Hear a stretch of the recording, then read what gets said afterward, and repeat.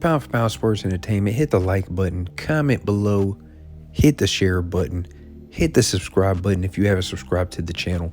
It's your host, F. Merritt. Oh, man. Big news yesterday came out. Sport of boxing, welterweight division in particular. The IBF has stripped Terence Bud Crawford of the title. Jaron Boots Ennis gets elevated to full IBF champion at 147 pounds. I'm happy with that decision. Listen, Terence Crawford has nothing left to prove at 147 pounds. And that comes from an opinion of a lot of boxing fans, a lot of Terence Crawford fans. He's undisputed. He beat Errol Spence fair and square. They're locked in for a rematch. We'll see how that goes. We'll see if it happens in December. We'll see if it happens in January, February, whatever. A lot of fans honestly don't even care about that rematch. We don't even know what network it's going to be on. We're going to be honest about that. As far as Jaron Boots Ennis is concerned, man, listen, I'm hearing mixed emotions about it as far as that decision. Some people, are happy that he's got the belt. Mr. Jaron Boots Ennis' father, Mr. Bozy Ennis, he's happy about it. Hey, we wanted the belt. Salute to YSM Sports Media. He was the first person to get that interview with Mr. Bozy Ennis and Jaron Boots Ennis, his team reaction to hearing the news. So salute to him. You guys go sub to his channel. He does good work over there.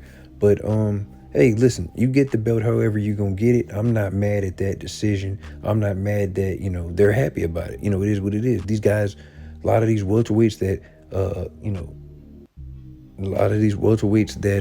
Jaron Boots Ennis has been calling out, he hasn't been able to get them in the ring. Rather that actually be him getting in position to be the mandatory, only to have that be prolonged for him to go fight it for an interim title. From next thing you know, Keith Thurman, he said he would fight Jaron Boots Ennis, but he wants $10 million. So guys are pricing themselves out to an alleged Cody Crowley wanting to fight with Jaron Boots Ennis, but then pulling out of the fight, or, acting like he didn't want to do it. But I don't know. It's a lot of stuff going on, man. Like I said, I have no problem with the IBF stripping Terence Crawford. He's booked up, allegedly. Like I said, they're going to be fighting Terence Crawford. Terence Crawford's going to be fighting Errol Spence again. So that leaves Jaron Boots Ennis. You're already the interim champ. You're not going to take step-aside money. I want my shot, or you're going to have to give up that belt. And that's exactly what Mr. Terence Crawford had to do. As far as, I think the biggest thing in boxing right now is these guys get in position, and a lot of guys don't want to fight them, and then they get stripped of the belt. And then the other guy that has the interim championship or whatnot, they don't get a chance at glory. They don't get a chance to take the belt from the champion. Number one. Number two, everybody, all the fans, these disgruntled, weird boxing fans, they label these champions as email champions. Oh, come on, man. We could use Devin Haney, for example. Some people still call him an email champion, fake undisputed, but at the same time, hey, he got the WBC belt because Team Vasily Lomachenko didn't want to face Devin Haney at that time. So you can't blame Devin Haney, and it's the same situation with Jaron Boots Ennis. You can't blame Jaron Boots Ennis because A, Terence Crawford is tied up with Errol Spence in a rematch. B, when Jaron Boots Ennis was calling out Errol Spence was focused on trying to fight Terence Crawford, or he was sitting out. Okay, because in my mind, a lot of people are blaming Bud for the situation. A lot of people blaming Jaron Boots Ennis for this situation, and I'm not hearing really anybody blaming Errol Spence. So I'm not blaming him, but at the same time, I've heard a couple people blame him.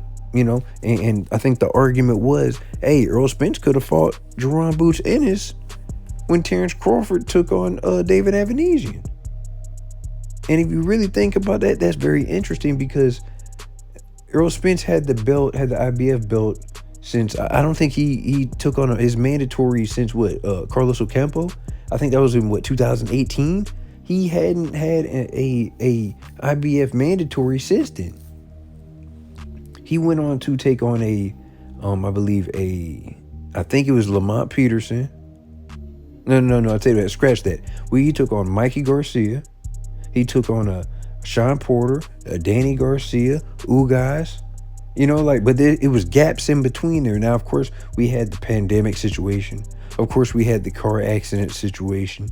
But I feel like that time in between, before the Terrence Crawford fight, Errol Spence could have took on Jaron Boots Ennis. I'm not gonna lie to you.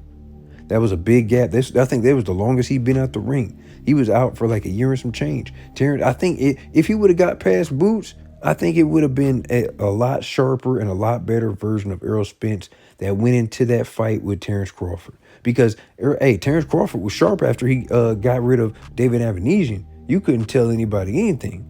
He was active. He was sharp. He got the knockout. That knockout streak at welterweight was still intact. No problem. He goes into the Errol Spence fight ready to go. Meanwhile, Errol Spence sits out. According to Keith Thurman, Al Heyman and Keith Thurman were trying to put the, I guess, quote unquote, political squeeze on Errol Spence to make that fight happen.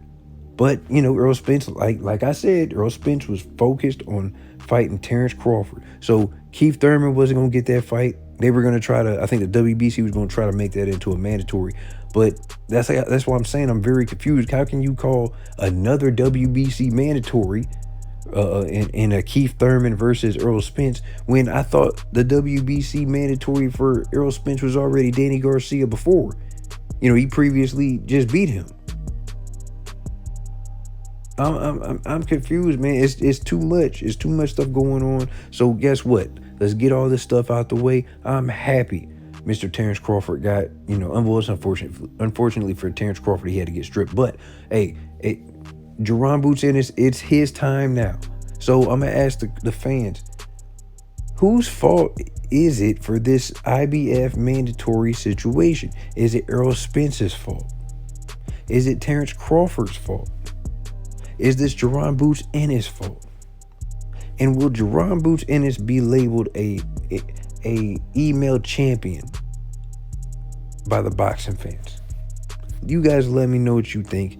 Congratulations to Jaron Boots Ennis becoming the IBF champion. Okay, however you gonna get the belt is however you gonna get the belt. Now it's your time to put on headline some shows.